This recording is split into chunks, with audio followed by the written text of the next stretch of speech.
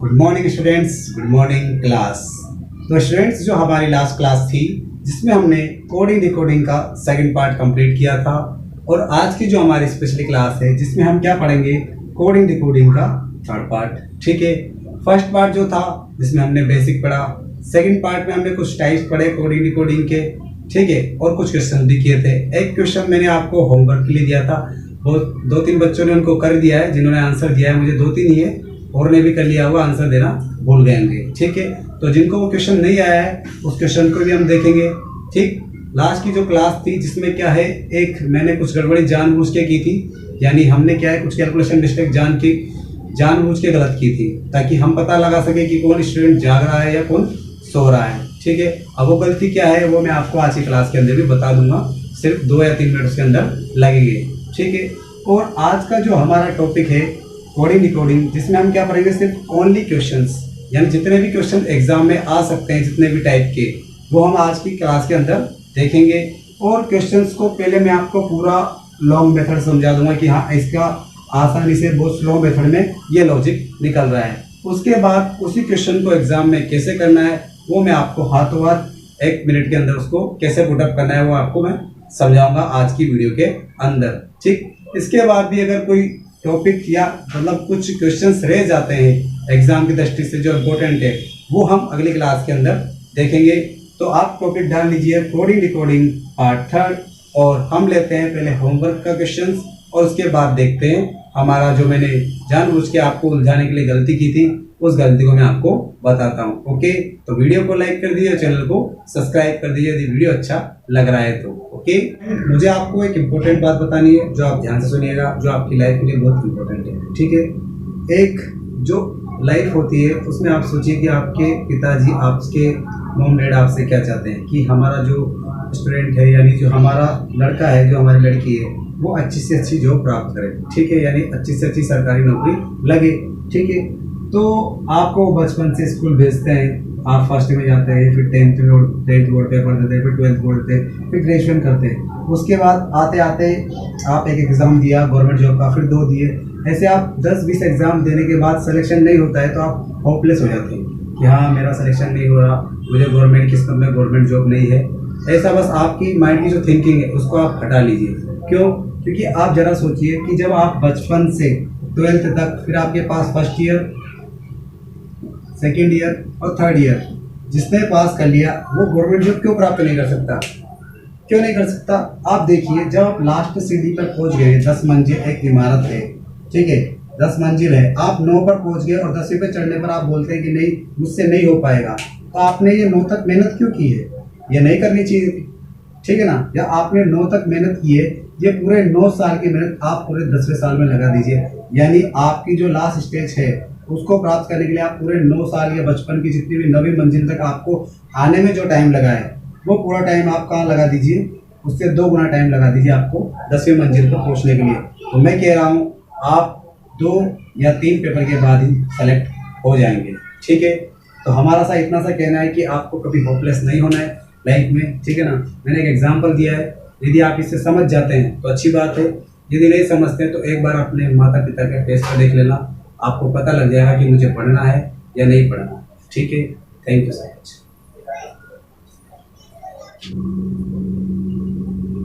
तो स्टूडेंट्स, मैंने होमवर्क के लिए आपको एक प्रश्न दिया था, वो आप देखिए कि TOM को यदि 16, DICK को 27/4 यानी 27/4, तो हेरी को आप क्या लिखेंगे, ये हमसे पूछा गया था। ठीक है, अब आप देखिए कि हमें दिया हुआ है TOM। ठीक है, हमने T, हमारे पास T की पोजीशन है 20, O हमारे पास आता है 15 और M हमारे पास आता है 13। ठीक है, अब आप सिर्फ 10-10 के फैक्टर जोड़ना, 20 और 10 कितना हुआ 30, और 10 इसमें भी कितना हुआ 40, तो यानी 40 तो हमारे पास एक तरफ। ठीक, इसके बाद 5 और 3 कितने हुए 8, यानी हमारे पास हुए 48।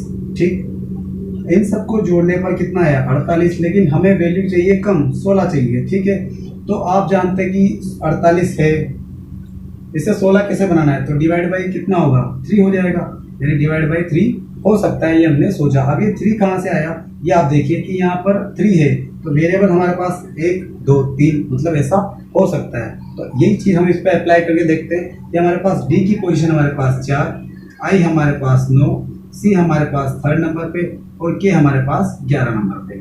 ठीक है, अब देखिए आप 11 और 9 कितना हुआ 20। ठीक, 20 और 4 24, 24 और 3 27, यानी हमारे पास 27। और वेरिएबल कितने हैं 1 2 3 4, तो हमने क्या कर दिया 4 का डिवाइड कर दिया, मतलब लॉजिक हमारा बिल्कुल सही जा रहा है। ठीक है, इसी प्रकार हम हैप्पी का देखते हैं।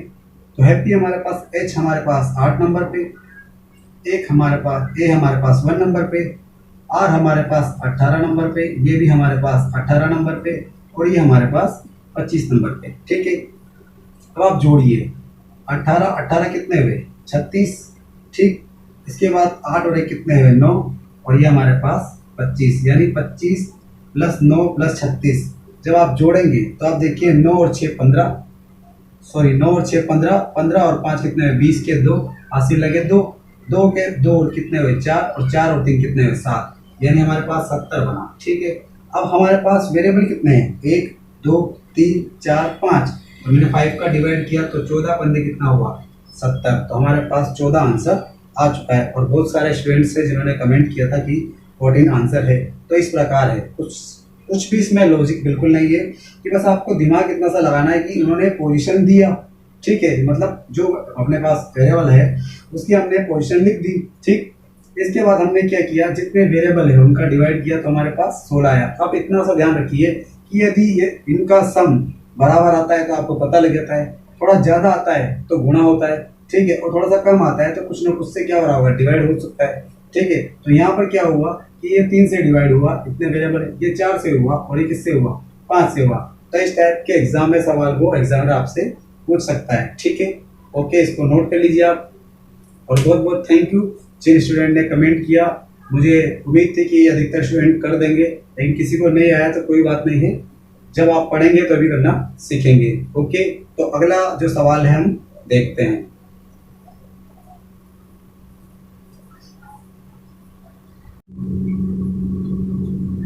तो स्टूडेंट, मैंने आपको बोला था कि मैंने एक चीज़ जानबूझ के गलत लिखी थी ताकि कोई ना कोई स्टूडेंट मुझे कमेंट करे। वो सवाल आप एक बार देखिए कि हमारे पास मेन 182 था। ठीक है, अब मैंने कल की जो क्लास थी वीडियो, लास्ट वीडियो, हमने क्या किया, मेन की क्वेश्चन हमारे पास ये M13, ये 1 और ये कितना है 14, यानी कितना हुआ था हमारे पास 182 आ गया था। ठीक है, जब मैंने राम की लिखी तो राम हमारे पास 18 पे, ये 1 पे, और यहाँ पर मैंने क्या किया था कि m की पोजीशन होती है 13 और मैंने लिख दिया था 14। तो आप जब इससे गुणा करेंगे तो आपके पास कितना आ जाएगा 18 दूनी 36, 18 तिया 54 के 4, हासिल लगे 5, 18 एकम 18, 18 में आप 5 जोड़ेंगे तो आपके पास कितना आ जाएगा 234, यानी इसका आंसर क्या होगा 234। और हमारे जब हमने क्या किया 14 लिखा था तो हमारे पास 254 आ रहा था। ये मैंने जानबूझ के लिखा था क्योंकि पोजीशन इंपॉर्टेंट है, इस वजह से हमारा क्या हुआ पूरा आंसर क्या हो गया चेंज हो गया। इसलिए मैंने आपको वो चीज़ जानबूझ के लिखी थी कि हमने m की पोजीशन यहाँ पर 14 लिख दी थी। ठीक है, उसको आप एक बार चेक कर लेना। ठीक है, ओके। और स्टूडेंट्स, जो हमने लास्ट क्लास में पहला सवाल देखा था उसमें एक जो है लिखने में थोड़ी सी प्रॉब्लम हो गई थी, मतलब लिखने में थोड़ा सा गलत लिख दिया था कि जो आर है यहाँ पर आर है नहीं होगा, यहाँ पर सी के होगा। क्या होगा सी के होगा। क्यों?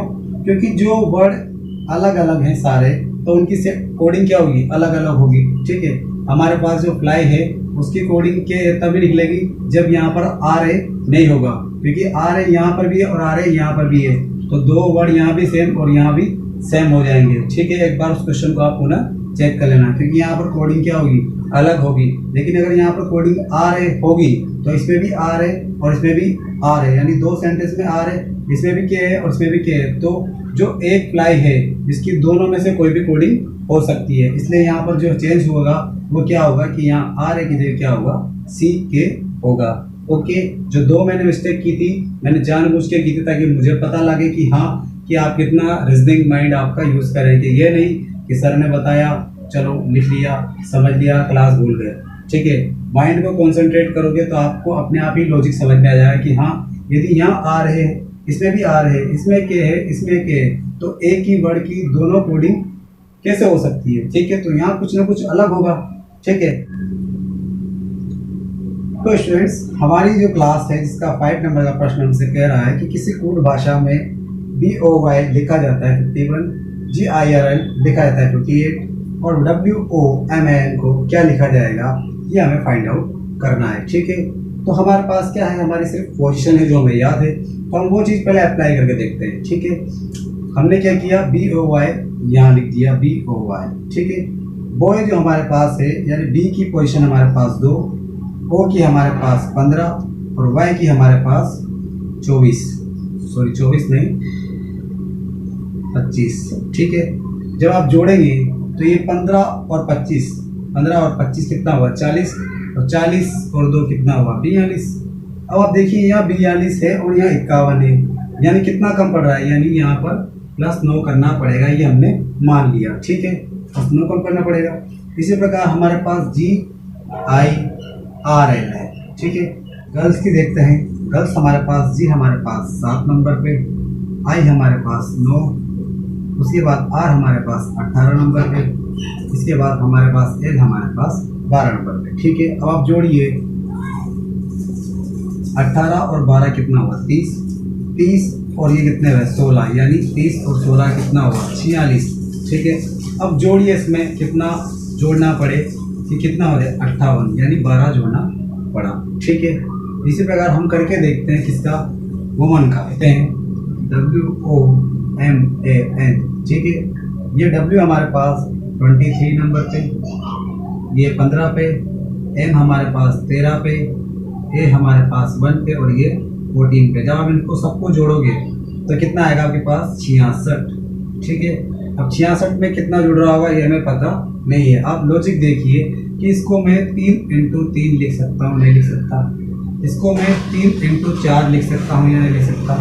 इसको मैं 3 × 5 यहाँ पर लिख के देखता हूँ। ठीक है, हुआ कैसे कि ये 3 सब में कॉमन है। ठीक है, अब यहाँ 3 कैसे हो सकता है कि यहाँ BOY 3 वेरिएबल है तो 3, यहाँ 4 वेरिएबल है तो 4 और यहाँ 5 वेरिएबल है तो 5। तो यहाँ पर 66 में यदि मैं 15 प्लस करता हूँ तो मेरे पास आंसर आता है 81।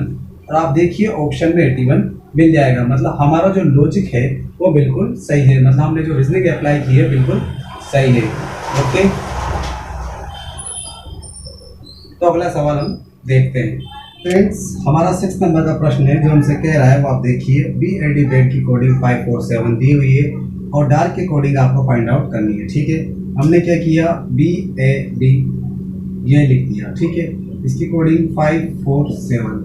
अब B से गए 5 पे, A से गए 4 पे और D से गए 7 पे। तो ये आता है हमारे पास 2 नंबर पे, ये हमारे पास 1 नंबर पे, ये आपके पास 4 नंबर पे। तो 2 में कुछ जुड़ा यानी 3 जुड़ा होगा, तो यानी +3 हुआ तो कितना हुआ 5। A में +3 हुआ तो 5 और 4 में +3 हुआ तो 7। इसी प्रकार आपको क्या करना है, D चौथे नंबर पे आता है तो D में प्लस जोड़ोगे 3 तो कितना हो जाएगा 7। A आपके पास 1 नंबर पे, इसमें 3 जोड़ोगे कितना हो जाएगा 4। R आपके पास होता है 18 नंबर पे, इसमें 3 जोड़ोगे कितना हो जाएगा 21। और K आपके पास होता है 11 नंबर पे, जब आप इसमें 3 जोड़ोगे कितना हो जाएगा 14, ये आपके पास हो जाएगा। तो ये डार्क की कोडिंग आपके पास कितना प्राप्त हुआ 7 4 21 40। ठीक है, तो इस प्रकार कोडिंग आपको निकालनी है। ठीक है, बेसिक क्वेश्चन दिया है। ओके, अगला प्रश्न हम देखते हैं। हमारा 7 नंबर का प्रश्न आप देखिए, ये हमें दिया हुआ है कुछ ना कुछ। ठीक है, जैसे हमारा EDITION, इसको एज इट इज लिखा हुआ है, मतलब कुछ ना कुछ आगे पीछे कर दिया, मतलब वर्ड ऐसे के ऐसे ये सारे देखिए।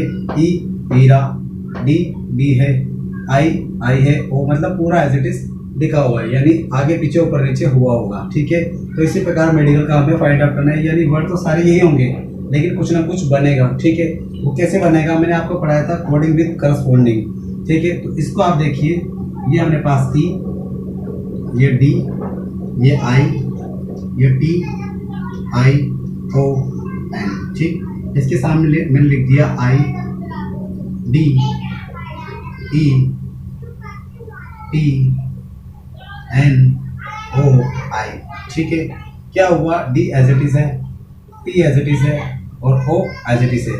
ये वाला E यहाँ पर, ये वाला I यहाँ पर, ये वाला I यहाँ पर, ये वाला N यहाँ पर। तो इसी प्रकार आपको करना है किसका, मेडिकल का। तो M E D I C A L. ठीक है, क्या होगा, सेकंड एज इट इज यानी ई ऐसे का ऐसा, फोर्थ एज इट इज यानी आई ऐसे का ऐसा और ए ऐसे का ऐसा। ठीक है, ये एल कहाँ चला जाएगा ऊपर, ये सी यहाँ पे, और ये डी कहाँ चला जाएगा ऊपर, और ये एम यहाँ पे, यानी D E M I L A C, D E M I L A C, यानी हमारे पास ऑप्शन नंबर 1 हो जाएगा। ये आपको कैसे पता लगेगा, आप देखिए कि सारे अल्फाबेट वैसे के वैसे ही, बस आगे पीछे हुआ है, मतलब कोडिंग विद क्या है, करस्पॉन्डिंग अप्लाई होगा यहाँ पे। ठीक है, तो मैंने ऐसे अप्लाई करके आपको ऑप्शन में बता दिया। ठीक है, इसके अलावा कोई ऑप्शन है नहीं, हमारा आंसर क्या होगा, ऑप्शन नंबर ए।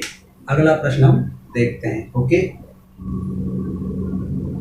तो स्टूडेंट हमारा 8 नंबर का जो प्रश्न है वो आप देखिए, दिया हुआ है D E C E M B E R. ठीक है, कुछ ना कुछ क्या हुआ होगा, और देखिए इसमें डी ई है, इसमें भी लास्ट में डी है, इसमें सी ई है, इसमें भी सी ई है, इसमें एम बी है, इसमें भी एम बी है, इसमें ई आर है, इसमें भी ई आर है। यानी क्या हुआ, जोड़े से क्या हुआ, जो पीछे का है वो तो कहाँ गया, आगे का, और आगे वाला कहाँ चला गया, पीछे। तो मैंने क्या किया, इस पीछे वाले को आगे किया, N O B E M B और ई आर, यानी हमारे पास नवंबर प्राप्त हुआ। ठीक है, तो स्टूडेंट्स कोडिंग डिकोडिंग में हमारा 9th नंबर का प्रश्न है, दिया हुआ है एफ आई एन ई, जिसको हम एच जी पी से लिखा हुआ है कोडिंग में, और एस एल आई पी की कोडिंग क्या होगी, ऑप्शन 4 दिए हुए हैं। ठीक है, हमें कुछ नहीं आता, हमें इतना सा आता है कि हमने एफ आई एन ई यानी फाइन को लिख दिया। ठीक, ब्लैक मार्कर देखते हैं कहाँ पर है, एक मिनट रुकिए, यानी एफ आई एन ई और दिया हुआ है एच जी पी सी। ठीक है, एफ हमारे पास होता है 6 नंबर पे, आई हमारे पास 9 पे, ये हमारे पास 14 पे, और ई हमारे पास 5 नंबर पे। इधर भी नंबरिंग कर दीजिए, ये हमारे पास होता है 8 नंबर पे, ये हमारे पास होता है 7 नंबर पे।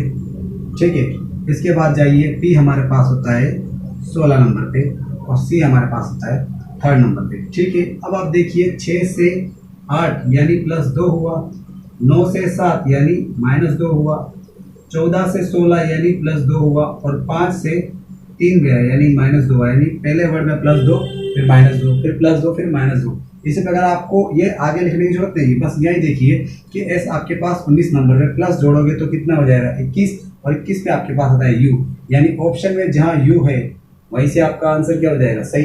फिर भी एक बार चेक कर लीजिए, यू आ गया मतलब हमारा ऑप्शन ये हो सकता है। एल हमारे पास होता है 12 नंबर पे, अब 12 में -2 करोगे क्योंकि सेकंड पे कितना होगा -2, तो जे होता है 10 नंबर पे। इसके बाद आई है, आई हमारे पास 9 नंबर पे, इस पर +2 करोगे कितना होगा 11, और 11 होता है के, और पी हमारे पास होता है 16 नंबर पे, और 16 पे जब -2 करोगे तो कितना हो जाएगा एन, यानी हमारे पास ऑप्शन एन हो गया। यानी एक जो पहला वर्ड है उसने आपको आंसर दे दिया, फिर भी आपने कंफर्म करने के लिए आंसर चेक कर दिया। इस टाइप से आपको एग्जाम में क्वेश्चन को पुट अप करना है, यदि इस टाइप क्वेश्चन वो दे देता है। ठीक है, नंबर विद कोडिंग से। ओके, तो आपको वीडियो अच्छा लग रहा है तो वीडियो को लाइक कर दीजिए, चैनल को सब्सक्राइब कर दीजिए, ताकि वीडियो की अपडेट आपको टाइम टू टाइम पर मिलती रहे। होमवर्क का जो प्रश्न है वो दिया हुआ है, MOTHERE की कोडिंग दी हुई है, और सिस्टर की कोडिंग ऑप्शन में क्या होगी ये आपको फाइंड आउट करनी है। ठीक है, तो इसका आप आंसर मुझे कमेंट बॉक्स में दे दीजिए। वीडियो को लाइक करें, चैनल को सब्सक्राइब करें। Thank you so much. Pradeep Kumar, Rajasthan.